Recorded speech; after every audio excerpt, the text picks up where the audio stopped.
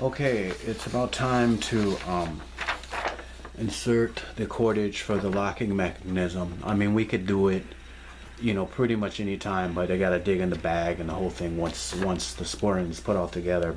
Right now it's easier because it hasn't been sewn together yet.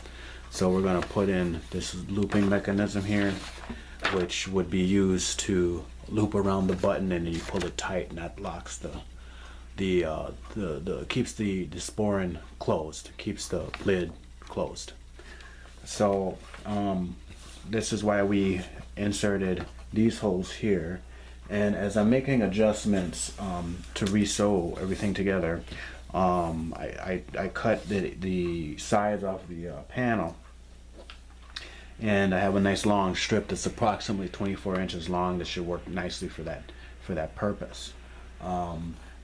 So really all we're gonna do is, let's see here, I'm gonna make sure that the hole is open, and let's see, we're going to basically insert the cordage into the other side. And yeah, I want it to be tight. I want it to loosen up over time, right? And then I did put a point on these so it should be easy to thread through. But if we got to use our widening tool, we'll do that.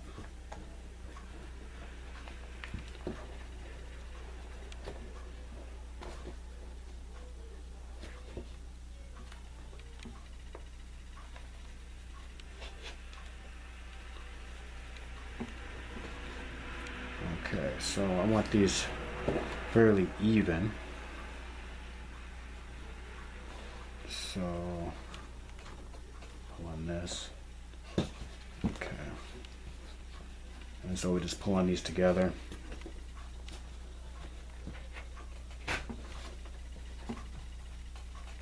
Like so, just to make sure that they're nice and flat. And like I said, over time they'll loosen up, as you work on it. Pull it up, pull them up and down, and so on and so forth. And then what we're going to do is we're going to widen this hole. Whew, okay, this time around I think it turned out okay. I'm using the chain stitch, as you can see on the inner part here. That looks like machine stitching. It's not absolutely perfect, but it works out, and it looks decent. And then on the other side you've got your chain. So like I said, this kind of looks a decent way. There's a place where I had to splice it. I could have made it more elegant. If this was a garment to be worn on the outside, then this actually looks like a pretty cool little chain, or heck, a reversible outfit, right? But anyways, so let's turn it inside out, or right side out. And if this was thinner, it could have used a welt, maybe maybe not. But let's turn this inside out. I may trim the seam here. I may trim it a little bit, or maybe not. I may leave it alone. See how it goes. But for now, this is what it looks like in its stage here. Getting close, getting there for the most part. So this is one part here. So it's looking pretty good. I'm happy with this. I'm glad I stopped and made some modifications and took the time. And actually, this part here, all it was just using my hole punch and just making a few punches at a time, and doing my stitches, and some more punches at a time, doing my stitches, and punch, stitch to stitch, punch, stitch to stitch. And watching a movie at the moment on Netflix, and it went by pretty quickly. So now we're going to turn it back outside, right side out, or inside out rather. And now we're going to attach the front facing, okay, pretty much in the same manner. And then we'll turn everything right side out, and that should be the pieces, and we'll be ready for some lacing so that we can lace it and see how everything kind of fits together. So that's the next step. I'm gonna just go back to my movie and do the same thing, and just match everything around, and you know, punch, punch, punch, stitch to stitch, and then painstakingly turn it right side out. Well, here we go. Not 100% exact duplicate, but I think it's pretty close. I mean, it was an inspiration, an idea, and we're not completely done with it yet. We still got to I still got to put a button on here. We need some cordage so that we can tie it up front, and we need tassels. So let's see, cordage to tie it shut, which is this piece here, and then cordage to draw it shut, and then tassels, and then we'll make a belt and a button. So cordage, button, belt. And then tassels will be very last. So that's what we got going on. I think it's okay. I mean, it'll work. You know, like I said, it's not an exact replica, but you know, it's close enough, I think. I just think I just didn't have the exact same materials that they did. I'm pretty sure that the bag is lighter. It looks a little bit more of a lighter ounce type of bag, but you know, it works okay. You know, and this part could have been just like kind of a slope inward that kind of goes inward like that, but you know, I'm okay. I'm happy with it. I'm okay with it at this stage. So we shall continue on. I'm gonna make some cordage quickly, just so we can draw it shut, and then we will work on the button. So that's what we'll do next, after some cordage. Okay, we're gonna work on making the cordage for the drawstring. So the next piece of this is the drawstring here that has the tassels that go around this way. So I don't have a lot of cordage. Of course, I could buy it. So you know, I could braid it.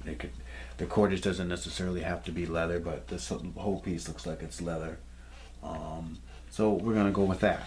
So I have a remnant of my leather piece, and I'm gonna show you how to make leather when you, or excuse me, I'm gonna show you how to make cordage when you don't have cordage per se, and all you have is a odd shaped piece of leather, remnant rather. So basically, I want to get a circle. Okay, I want to try to cut a circle, or as much of a circular object as you can make it. Sometimes ovals work, depending on the material, but we just want to cut this into a oval or a circle. And sometimes even if it's just an odd shape, we really don't want sharp edges. We don't want sharp corners. We don't want sharp corners on here. So we want to just get rid of all the sharp corners. Essentially, a perfect circle is the best thing, but sometimes you gotta just do with what you got. You gotta make do with what you got. So this is what we have, kind of a circular object. So I'm gonna start at a point here, and I'm gonna find my width, which is probably about 1/8 of a width, and I'm just gonna cut in a circle along the edge in a circular pattern. And over time you'll develop a sense of how to keep the width consistent. So I'm just kind of going, you know, at the shape or the width that I think should fit. So I generally can be consistent at about 1/8 down to about 1/8 of an inch wide, or wider if I need to, or I could even go thinner if I want to take it slow. But for a piece this big, it would be a lot of cordage. so you can see what's happening. Okay, so we're getting a long strip here, right?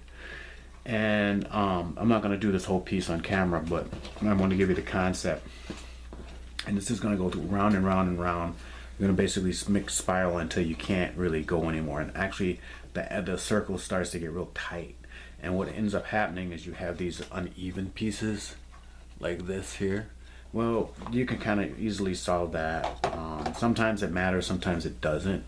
But you can easily solve that by just cutting those pieces off. You know, and I usually save that for when I'm done with it. I just kind of find it and just kind of start to smooth it out.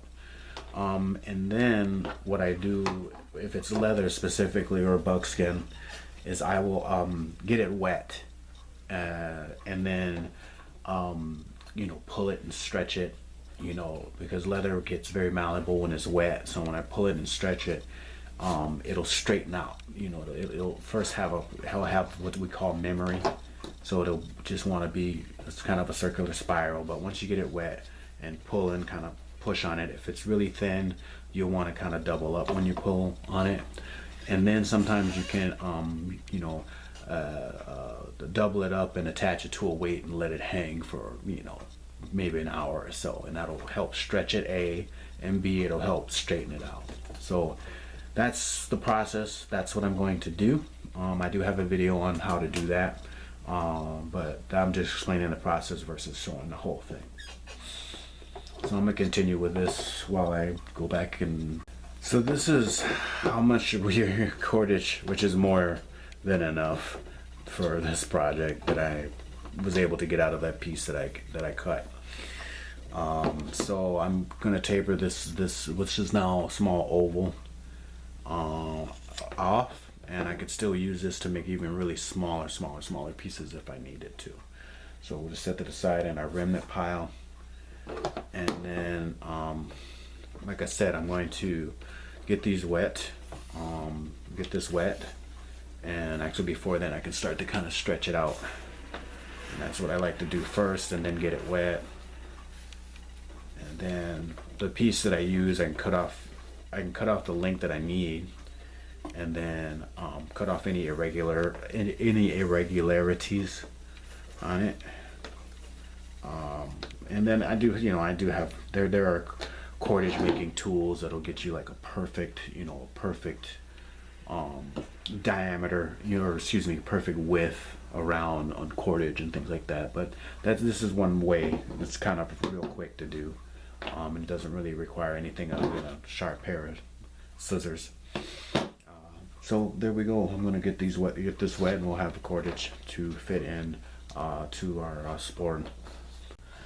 Well, here we have it. It's not an exact replica, of course. Really wasn't shooting for that, but I did like the style, the basic aesthetic.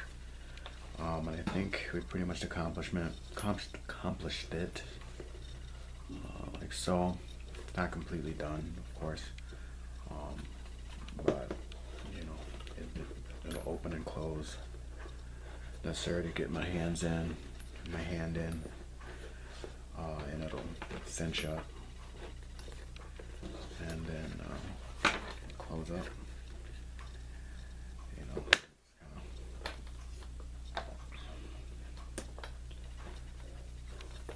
like this, like that, and then when we put our button on, this will cinch it in. So that's how it works. And then we've got make a belt for it.